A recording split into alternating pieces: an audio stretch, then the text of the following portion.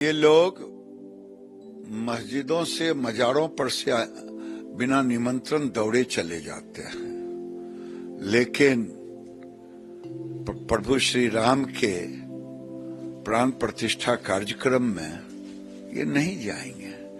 नेहरू से लेकर के अब तक इन कांग्रेस के डीएनए में हिंदू विरोधी है। आज तक कोई गया है? आज तो बीजेपी है, पहले कौन बीजेपी था? बता दे कि कौन गए हैं। ये लोग धर्म विरोधी, हिंदू धर्म विरोधी हैं। और क्यों न रहे, क्यों न आपको मैं दिखाता हूं। देखिए, स्टालिन का कुनमा ने जब सनातन को समाप्त करने की बात कहा था, तो ये सारे के सारे लोग उसके पीछे खड़े दिखे थे। इंडी गठबंधन, इनकी जुबान बंद हो गई थी और ये हिंदू विरोधी हैं। ये कई ऐसे कर्म उपकर्म करेंगे जिससे 22 तारीख को बाधा पहुंचे। लेकिन सर, एक समय था जब राहुल गांधी जनेऊ दिखाते थे, खुद को हिंदू कहते थे, लेकिन आखिर क्यों इतनी? ये वोट के लिए हिंदू भी बनते हैं, वोट के लिए नौटंकी भी करते हैं, मंदिरों में भी जाते हैं, त्रिपुंड भी लगाते हैं, गोत्र भी बताते हैं। यही इनका काम है। लेकिन लगातार जिस तरीके से आरजेडी के बड़े नेताओं का बयान आ रहा है, कोई कह रहा है कि हम शबरी के बेर वाले राम को मानते हैं, कोई कह रहा है कि पत्थर में प्राण देने वालों को सीमा पे ले जाए। आखिर क्यों ऐसी क्या मजबूरी हो गई है उनकी? देखिए, ये अनट बनट बोलने वाले लोग हैं प्रभु श्री राम के प्रति, धर्म के प्रति। इनमें मुस्लिम प्रस्त धर्म की राजनीति करते हैं। इन लोगों की पार्टी को मुस्लिम लीग पार्टी नाम रख लें तो ज्यादा बेहतर होगा।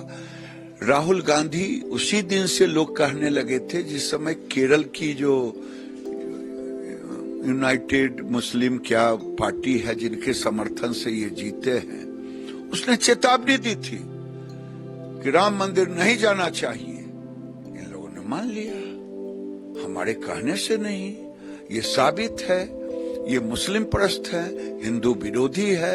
इनके डीएनए में, कांग्रेस के डीएनए में है हिंदू विरोधी। लगता है नीतीश जी और लालू जी जाएंगे अयोध्या, क्योंकि अभी तक कह रहे हैं कि निमंत्रण नहीं मिला है, कोई कह रहा है घर में ही मंदिर है।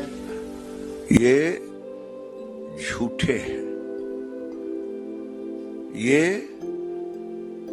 दरवाजा खुलेगा, बेचारा 1 हफ्ता 10 दिन से समय मांगते रहा, समय नहीं दिया जो वहां से ट्रस्ट से लोग आए थे। लेकिन अगर इनको खबर मिल जाए कि मस्जिद से आया है और दरगाह से, तो उनके स्वागत के लिए गेट पर खड़े रहेंगे।